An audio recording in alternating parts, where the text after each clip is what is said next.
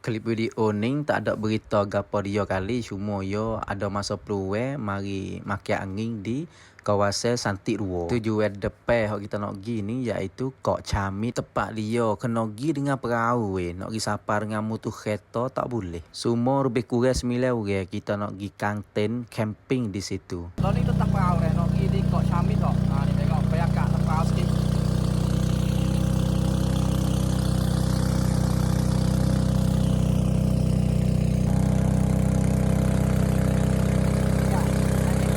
Jalan ni atas perahu ni lebih kurang tak lakah pada 10 minit. Tak ada duk jauh sangat kalau siapa dia tak biasa mari tu, rasa lama sikit duk atas perahu. Saparah di Kok Camit, kita naik perahu mari sat ni dah tepat di pier dia.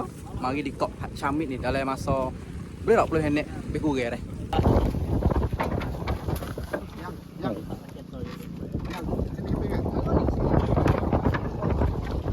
Sudah sapa di Kok Camit sini adalah tempat check in dia dah. Siapa dia sapa kena mari check in di sinilah. Ada kelongsong tangklai. Apa cakap nai? Barang banyak sikit muka tak ada sewa tent hok dia. Bawa mari tent hok sendiri lah ko. Cuma yo sewa tepat yo 300 kut sore sekali nasi pagi satu pria.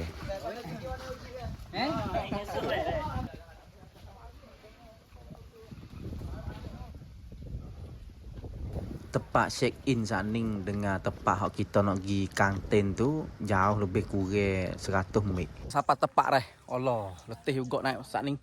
Tengok ni. Kita hani ten pok kita semua. Kita nak kantin birani. Oh. Ni dah. Pok atas tu ten sewa. Ha ni. Ten sewa atas tu. Oh. Letih belaka ni. Udara panas ngetik on lek nak perahu sat ni lagi. Oh, boleh ngelup panas sini.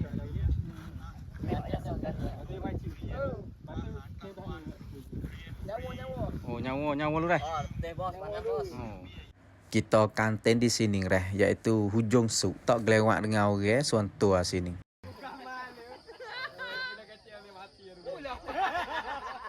Tika saya mari ni tempat teh royak kata air naik, air banyak pada sedia. Udara pagi dah, pukul ni setengah. Molek lepas maya subuh. Duk buat-buat laki. Semua mari dalam 9 orang. Bawa tent sendiri mari. Pagi-pagi makan air. Makan air awak timung dengan merah lek tu.